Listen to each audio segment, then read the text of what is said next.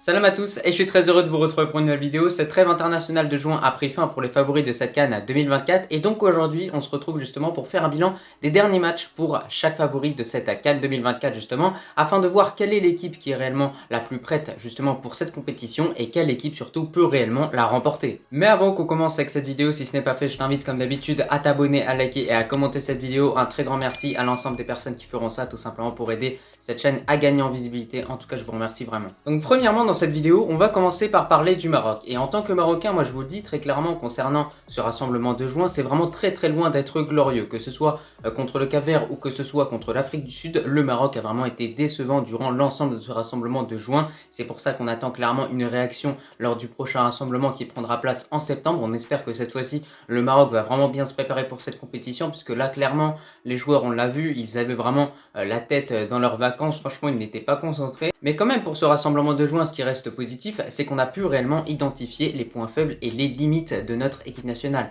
Et on l'a clairement vu, le Maroc a du mal justement à jouer contre des équipes qui jouent en bloc bas et qui jouent en contre-attaque. Contre l'Afrique du Sud, on a une équipe sud-africaine qui a bien défendu et qui a attaqué en contre-attaque. Ça a vraiment fait très mal à notre défense. C'était également le même cas de figure contre le Cap-Vert, sauf qu'on n'a pas encaissé de but lors de ce match-là. Et là, en revanche, le Maroc a été vraiment très peu efficace. En revanche, contre l'Afrique du Sud, le Maroc s'est procuré très peu d'occasions. Après, par rapport à ce rassemblement de juin, au niveau du Maroc, il est quand même important de souligner quelque chose, c'est les absences qu'il y avait justement. On n'avait pas Ounahi, on n'avait pas Amalah, on n'avait pas également El Khanous, ainsi qu'on peut également citer Sofiane Bouffal pour le dernier match contre l'Afrique du Sud. Donc au final, toutes ces absences se sont fait clairement ressentir. Ce sont des joueurs importants qui n'étaient pas présents. Amalah, c'est un joueur qui est très intéressant justement pour les récupérations. Ounahi, c'est un joueur qui nous permet justement de créer un petit peu le jeu et de mener justement à des occasions. Et Amrabat justement devant la défense, il récupère un nombre de ballons incalculable.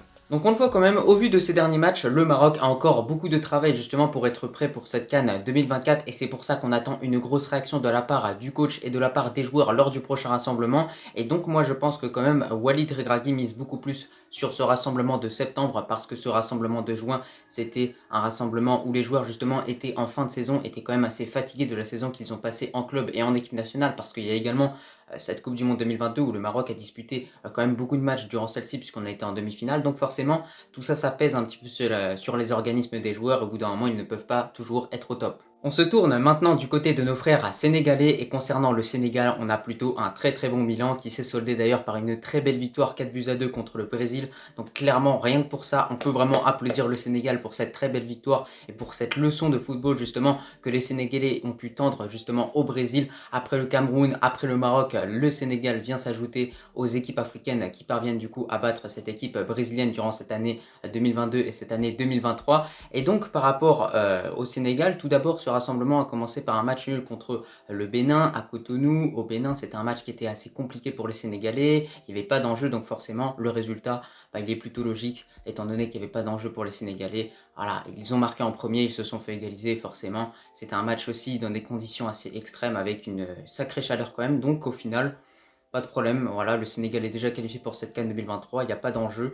Et donc derrière, après, le Sénégal a affronté cette équipe brésilienne. Et par rapport à ce match-là, en revanche, il y a vraiment beaucoup de points positifs et on voit à quel point cette équipe du Sénégal reste vraiment au top. Donc avec l'ensemble des propos que je viens de tenir, je pense que tu t'en rends compte, cette équipe sénégalaise a une certaine stabilité. Cette équipe sénégalaise commence à vraiment bien se connaître parce qu'ils ont joué cette Coupe du Monde 2022, parce qu'ils ont joué cette CAN 2022. Et entre ces deux compétitions, le 11 de type n'a pas forcément beaucoup changé. Donc au final, il y a une certaine stabilité qui règne et ça c'est plutôt un très bon point positif. Ils ont également gardé le même coach. Donc au final, moi j'ai envie de vous dire que cette équipe-là, elle est vraiment prête pour cette CAN 2024. Si la CAN 2024 pourrait commencer demain ou même après-demain, moi je vous le dis clairement, le Sénégal c'est une équipe qui est vraiment prête pour cette compétition et c'est pour moi vraiment le principal favori d'ailleurs de cette compétition. C'est pour ça qu'il serait très probable qu'ils décrochent justement leur deuxième CAN. Donc selon moi, à l'heure actuelle, avec ce rassemblement de juin, justement, le Sénégal reste le grand favori de cette CAN 2024. Après, on verra ce que ça va donner en septembre pour les Sénégalais. Mais n'hésitez pas à me dire en commentaire un petit peu ce que vous en pensez. Que vous soyez marocain, algérien, marocain, vous pouvez vraiment donner tous votre avis par rapport au Sénégal. Et je ne l'ai pas dit, vous pouvez également donner votre avis par rapport au Maroc. On passe désormais à l'Algérie, nos frères algériens, nos voisins réellement en tant que Marocains. Et bien écoutez, franchement, au niveau de ce rassemblement, c'est plus ou moins bon, j'ai envie de vous dire quand même pour les Fennecs. Il y a du positif et il y a du négatif comme pour toutes les équipes. Mais tout d'abord, on a une victoire assez maîtrisée à Douala à l'extérieur contre l'Ouganda. Franchement, victoire 2-1, rien à dire.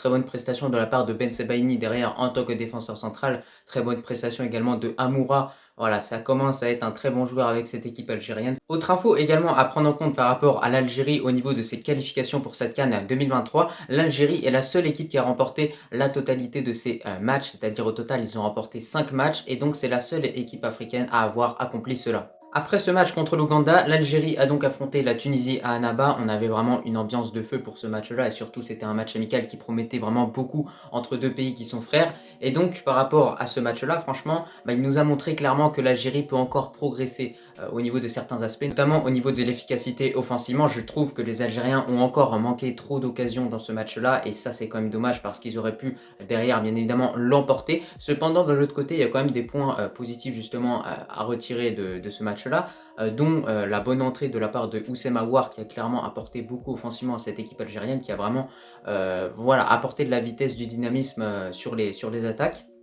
Et on a également Faris Chaibi, voilà, qui a disputé ce match en tant que titulaire. Franchement, encore une fois, c'est un joueur que j'apprécie beaucoup. Il joue du côté de Toulouse et franchement, il montre à quel point il est vraiment excellent. Il a d'ailleurs été élu révélation de cette saison pour la Ligue 1. Donc, ça montre à quel point ce joueur va continuer de monter dans les années à venir. Et clairement, pour moi, c'est vraiment le joueur qui représente le futur du football algérien. Mais selon moi quand même, l'Algérie reste une équipe qui est en reconstruction, qui se cherche encore justement parce qu'il n'y a pas encore de 11 de titulaire qui a été vraiment déterminé de la part de Belmadi. Donc bien évidemment, il est en train de tenter de mettre certains joueurs titulaires, de faire entrer d'autres pour voir un petit peu ce que ça peut donner, pour voir si ces joueurs méritent réellement d'avoir une place en tant que titulaire pour représenter justement l'Algérie lors de la prochaine CAN. Et donc pour moi actuellement, voilà, il y a encore ce travail-là à effectuer, mais tout comme le Maroc, cette équipe algérienne n'est pas prête pour la CAN 2024. On continue maintenant avec le voisin de l'Algérie, c'est-à-dire la Tunisie. Et concernant les Tunisiens, on a plutôt un bilan qui est mitigé dans l'ensemble et qui est surtout gâché par cette défaite qui a été prise par les Tunisiens à l'extérieur contre la Guinée équatoriale. Alors oui, voilà, je vais vous comprendre pour les Tunisiens qui commentent sous cette vidéo et qui vont me dire que ce match était sans enjeu. C'est totalement la même chose pour le Maroc contre l'Afrique du Sud et nous aussi on s'est fait battre. Donc concernant ce Guinée équatoriale-Tunisie, j'ai pas grand-chose à dire sur ce match-là. C'était un match qui était très compliqué à l'extérieur. Voilà, on sait à quel point en Afrique ça devient de plus en plus difficile justement de l'emporter à l'extérieur contre ce genre d'équipe. Voilà, encore une fois, comme Regragui a pu le dire plusieurs fois, il n'y a pas de petites équipes africaines justement à l'heure actuelle. Peu importe l'équipe que l'on est, réellement on peut se faire battre par la petite équipe. Et donc par rapport aux Tunisiens, là où j'ai envie justement de revenir sur quelques petites choses par rapport à ce rassemblement de juin, c'est plutôt concernant ce match contre l'Algérie qui s'est soldé par un match nul 1-1. Et concernant ce match-là, il y a eu des choses très positives côté tunisien, notamment le fait qu'ils ont ouvert le score dans ce match-là quand même. Et voilà, c'était l'Algérie qui avait le plus d'occasions à ce moment-là. Et au final, ils ont quand même réussi à ouvrir le score avec une vraie action quand même. Donc ça, c'est plutôt positif. Mais surtout, ce que je remarque au niveau de la Tunisie, c'est qu'on a une équipe qui commence à trouver une certaine stabilité. Voilà, on voit des joueurs qui sont toujours alignés en tant que titulaires. On voit qu'il y a un vrai 11 de type qui est en train de se développer petit à petit. Et donc, on voit que clairement, comparé au Maroc, comparé à l'Algérie, cette équipe tunisienne, justement, je la sens plus prête pour cette CAN 2024. Donc, tout comme le Sénégal, si la CAN pourrait commencer demain, moi, je pense que les Tunisiens seraient clairement prêts, justement, pour la jouer. Dans la continuité, on va s'intéresser aux Égyptiens et concernant l'Égypte, écoutez, ils se sont imposés 2-1 à Marrakech contre la Guinée et ils se sont imposés 3-0 contre le Soudan du Sud. Je crois que le match s'est déroulé du côté de l'Égypte, mais au final, il n'y a vraiment rien à redire. C'est vraiment un très très bon bilan pour les Égyptiens qui se préparent de la meilleure des façons face à cette CAN 2024. Moi je pense que tout comme la Tunisie, cette équipe égyptienne est en train de trouver une certaine stabilité. On voit qu'il y a toujours les mêmes joueurs qui sont alignés en tant que titulaires. Donc au final, clairement, tout comme la Tunisie, tout comme le Sénégal, cette équipe égyptienne est réellement prête justement pour cette CAN 2024. Et c'est pour ça que clairement ça augmente justement leur chance de remporter le trophée à la fin, parce qu'on voit que d'année en année, n'empêche, ils commencent à s'en rapprocher de plus en plus. En 2017 contre le Cameroun, ils ont failli la remporter. En 2021 contre le Sénégal, c'est de même. Donc attention quand même, on ne sait jamais, peut-être qu'en 2023, en 2024, c'est l'Égypte qui va remporter cette CAN.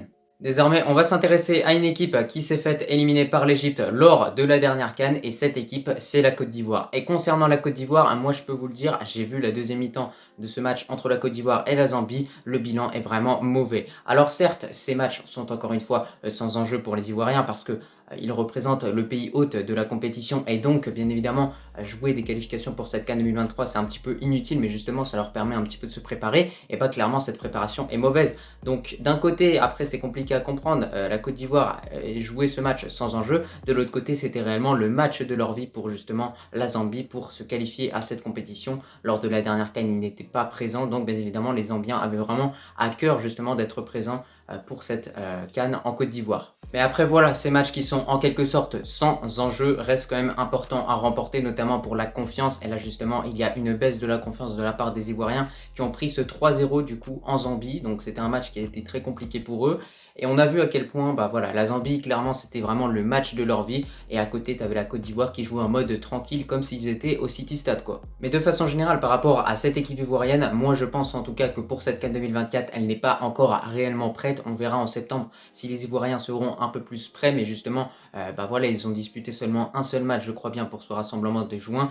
Et on voit qu'il n'y a pas encore de vrai 11 de type, justement, qui a été établi. Donc au final, il n'y a pas vraiment de stabilité. Donc clairement, ça va être des choses à revoir pour l'avenir, mais ils ne sont pas prêts pour la compétition. Cependant, avec l'apport de leurs supporters, avec les individualités qu'ils possèdent, je pense que cette équipe peut tout de même clairement remporter la compétition, c'est pas impossible. Et pour finir avec cette vidéo, on va parler maintenant du Cameroun, du coup le dernier réel favori de cette CAN 2024. Et concernant les Camerounais, ils ont tout simplement fait un match nul contre le Mexique. Ils étaient vraiment à rien d'arracher la victoire, mais ils se sont pris un but à la 90e plus 4 justement au niveau du temps additionnel. Donc franchement, ils n'ont pas eu de chance et pas de réussite dans ce match-là. C'est vraiment dommage pour cette équipe-là. Mais voilà, concernant le Cameroun, encore une fois, on a du mal à comprendre les listes qui sont notamment publiées par le coach. Mais à part ça, franchement, j'ai rien à redire. Ça reste quand même une équipe à surveiller. Mais pour moi, ils ne sont pas encore réellement prêts justement pour cette compétition parce qu'on ne comprend pas la non-présence de Onana, de Choupo-Moting, de Aboubakar, de tous ces grands joueurs camerounais qui au final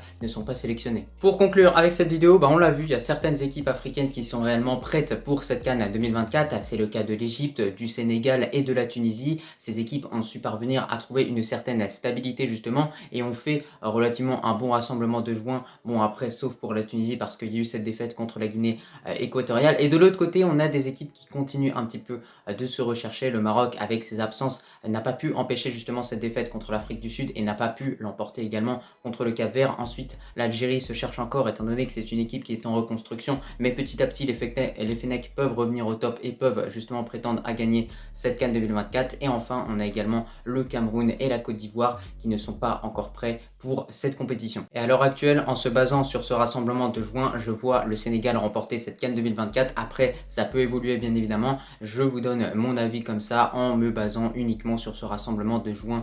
Voilà, lors du dernier rassemblement de mars, j'aurais dit que ça aurait été le Maroc qui aurait remporté cette CAN 2024. Bon écoutez, c'était tout pour cette vidéo. Moi, j'espère qu'elle t'a franchement plu. Je t'ai clairement donné mon avis par rapport aux favoris de cette CAN 2024 au vu des derniers matchs qu'ils ont pu disputer pour ce mois de juin. Je te remercie si tu as regardé cette vidéo dans son entièreté et moi je te dis comme d'habitude à la prochaine.